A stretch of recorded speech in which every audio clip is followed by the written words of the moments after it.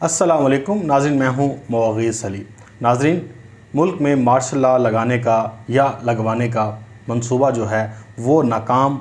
हुआ था, लेकिन इसके पीछे कौन कौन मुलव्वस था और किसने धोखा दिया था, ये सब इस वीडियो में हम आपको बताएंगे नाज़रीन। और इसके साथ साथ पहले जो चंद एक अच्छी खबरें हैं वो नाज़रीन आप तक पहुंचाना बहुत ज़रूरी है, क्योंकि इस नेगेटिविटी के दौर में पॉजिटिव ख़बरों का रुझान जो है वो कम होता हुआ दिखाई दे रहा है। बहुत सारी पॉजिटिव न्यूज़ होती हैं, लेकिन पाकिस्तान का मेन स्ट्रीम मीडिया और हम खुद भी उसे डिस्कस नहीं करते और लोगों तक नहीं पहुंचाते। लेकिन एक जो अहम तरीन ख़बर है वो ये है कि जो बिजली के हवाले से बड़ा एक प्रोपेगेंडा भी किया जाता है, और ये बात सच भी है, कहीं ना कहीं बिजली ज़्यादा भी हुई है और उसके जो यूनिट्स हैं वो महंगे हुए हैं। लेकिन अब हुकूमत ने बिजली सार्फिन को जो है वो सब्सिडी देने का ऐलान किया है, और ये ऐलान हमारा अज़रान के आने के बाद किया गया है, क्योंकि अब हुकूमत ने यह फ़ैसला किया है कि जितना भी लोगों को आप सब्सिडी दे सकते हैं, जितना उन्हें आप एंटरटेन कर सकते हैं वो करें, क्योंकि इलेक्शन अब आने ही वाले हैं। क्योंकि जब आधी मुद्दत हुकूमत ख़त्म हो जाए तो फिर इलेक्शन आने वाले होते हैं और ये वक्त पता नहीं चलता, अचानक से गुजर जाता है। अब वफाक ने जो बिजली के बिलों पर आयद नीलम झेलम सरचार्ज हैं उन्हें ख़त्म करने का नोटिफिकेशन जारी कर दिया है। ये 2 साल से जमा होने वाले जो सरचार्जेज़ हैं ये सार्फिन को वापस करने का हुक्म दिया है, और दिसंबर 2018 से लेकर अब तक जो जमा होने वाली जो रकम है वो सब जो है उसका ऑडिट होगा और वो वापस की जाएगी जनाब पाकिस्तान के अवाम को। इससे काफ़ी हद तक बिलों पे जो है असरअंदाज ये होगा और काफ़ी हद तक रिलीफ भी मिलेगा, और हमें आइंदा दिनों में बिजली जो है वो सस्ते दामों देखने में मिलेगी। लेकिन इसके ऊपर डिस्कस इसलिए नहीं किया जाएगा क्योंकि ये अभी तक हुआ नहीं है। लोग कहेंगे कि जनाब अभी तक हुआ नहीं है और आप ये डिस्कस पहले कर रहे हैं, लेकिन आप जितना पॉजिटिव न्यूज़ को आगे बढ़ाएंगे लोगों में एक एतमाद बहाल होगा और लोगों को ये फीलिंग महसूस होगी कि जनाब कुछ ना कुछ अच्छा हो रहा है, हर तरफ बुरा ही नहीं हो रहा। अब चीनी माफिया की जो है वो बात कर लेते हैं कि एक बुरी खबर जो पाकिस्तान के ख़जाने के लिए है, और एक अच्छी खबर ये है कि हुकूमत इन माफियाज़ का मुकाबला किस तरह कर रही है। अब चीनी माफियाज़ आपको पता है कि सट्टेबाज इसमें मुलव्वस हैं, और हुकूमत FIA रेड कर रही है, इन सट्टेबाजों को गिरफ़्तार कर रही है। अब हुकूमत ने 85 रुपये जो हैं वो परचून का रेट मुकर्रर किया है, यानी कि 120 तक ये सट्टेबाज 110 से 120 रुपये तक चीनी लेकर जाना चाह रहे थे, लेकिन बर वक्त हुकूमती इक़दाम से अब ये इसको रोका गया, क्योंकि रमज़ान मुबारक में जो हाजी नमाजी हैं वो पाकिस्तान में अशिया जो हैं वो महंगे दामों सवाब के गर्ज से बेचते हैं, क्योंकि वो समझते हैं कि रमज़ान में जितना लूटना है कौम को लूट लो, क्योंकि यही महीना आया है लूटने का, इसके अलावा आपको महीना मिलेगा नहीं। बाकी हमने देखा है कि जितना मर्ज़ी आप लोगों को उनको कोस लें, उनको जितना मर्ज़ी आप कहें कि जनाब आप ये गलत कर रहे हैं, लेकिन उनके ईमान पे, उनकी ज़मीर पे ज़रा बराबर भी फ़र्क नहीं पड़ता, क्योंकि वो इसी रमज़ान मुबारक में लूट मार करके हज उम्रा करते हैं और फिर आके अपने आप को हाजी कहलाते हैं और कहते हैं कि जी हम हाजी नमाजी हैं, हमने तो कोई गुनाह किया नहीं है। लेकिन सबसे बड़ा गुनाह यही है कि वो मुनाफाखोरी करते हैं, और ये सबसे बड़ा गुनाह है, और ये ख़ास तौर पर रमज़ान मुबारक में करना, इससे तो अब क्या कहा जा सकता है। अब देखें चीनी माफिया की जायदादें निकली हैं कहाँ पे जनाब, ये बैरून ममालिक अरबों रुपए की जायदादें हैं, कोई बरतानिया में है, कोई दुबई में है, कोई किस ममालिक में है, ये सब यहाँ से लूटते रहे, अरबों रुपए बनाते रहे। यही शरीफ ख़ानदान के लोग थे, यही शरीफ ख़ानदान माफिया के लोग थे, यही ज़रदारी माफिया के लोग थे, इन्हीं के दौर में ये लोग जायदादें बनाते रहे। फिर लोग कहते हैं कि जनाब आप लोग पुरानी हुकूमतों पे को क्यों तनकीद का निशाना बनाते हैं। हम इसलिए बनाते हैं कि यही मुल्क व कौम के साथ किया गया है। अब देखें ना, सट्टे और चीनी बाज की जो रकम है ये हवाला हुंडी के ज़रिए बैरून मुल्क मुंतकिल की गई। अब ये FIA ने इस जायदादों का रिकॉर्ड हासिल किया है और मुतलका जो ममालिक हैं उनसे रब्ता करने का फ़ैसला किया है। अब गैर मुल्की जो हमारे सफारतकार हैं वो भी अपना इसमें किरदार अदा करेंगे। लेकिन पहले आज तक ये बताएं कि कभी आपको पता चला कि सट्टेबाज चीनी माफिया भी है कोई, और वो बाहर जायदादें लेकर बैठा हुआ है। अब हुकूमत ने चाहे लोगों तक ये इन्फॉर्मेशन पहुंची तो सही ना,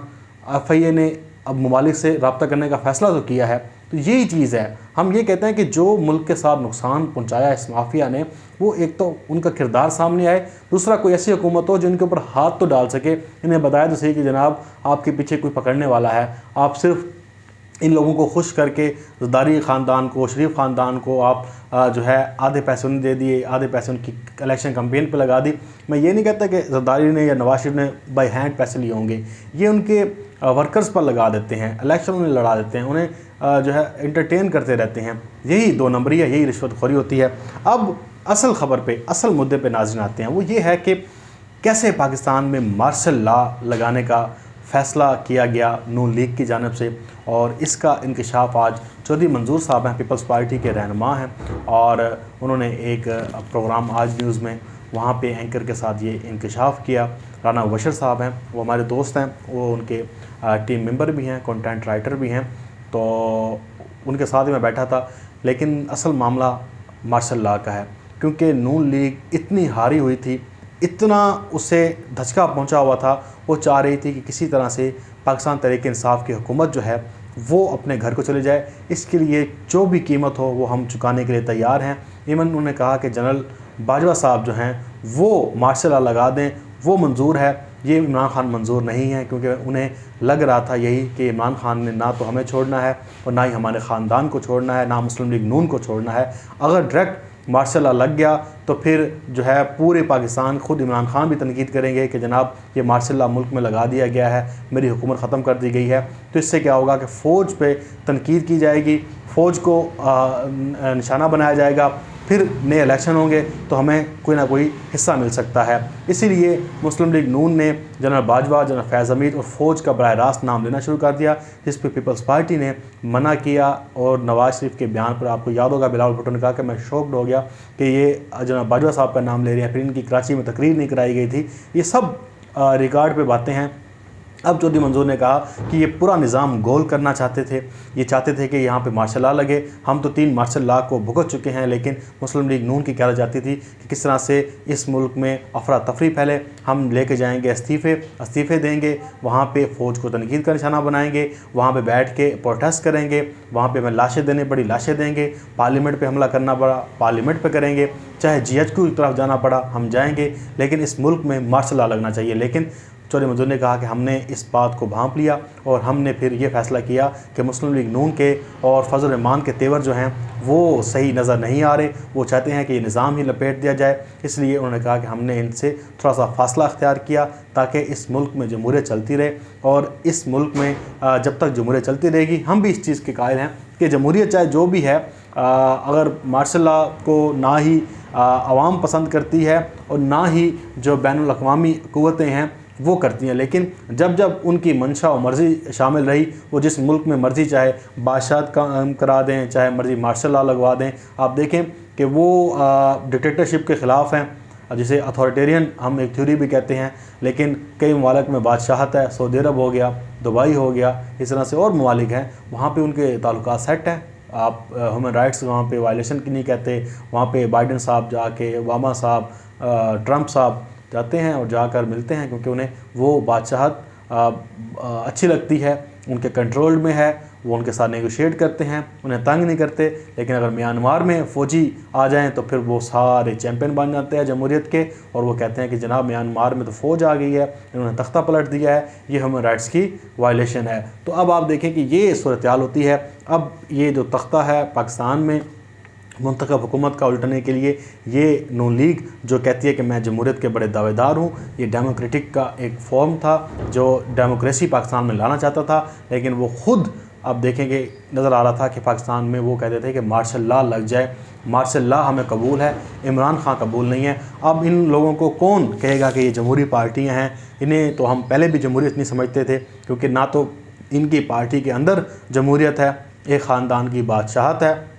और ना ही ये असल जमहूरी तरीके से कभी इक़्तिदार में आए हैं। जनरल जिलानी की गोद से ये पले बढ़े हैं, और इसके बाद ज़िया-उल हक़ की चूसनी उन्होंने नवाज शरीफ ने लेकर मुँह में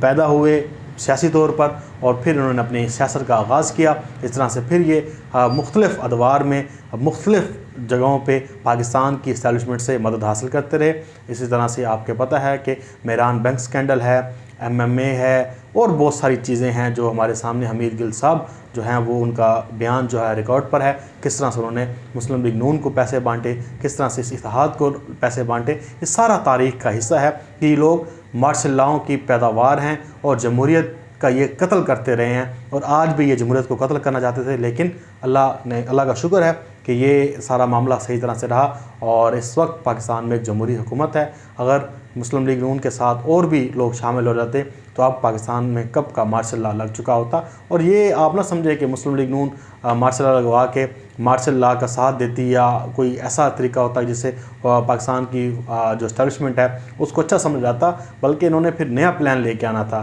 तो अब इमरान खान साहब पाकिस्तान के प्राइम मिनिस्टर हैं 5 साल तक, आगे देखते हैं क्या होता है। फ़िलहाल आपको जो मैंने खबर बताई है, ये बताया है कि किस तरह से ये आपस में गुत्थम गुत्ता हो रहे हैं और किस तरह से एक दूसरे को नंगा कर रहे हैं। इस तरह से और चीज़ें भी सामने आती जाएंगी, आप देखते जाइएगा इंशाअल्लाह ताला। अपना बहुत सारा ख्याल रखें। अल्लाह हाफ़िज़। पाकिस्तान जिंदाबाद।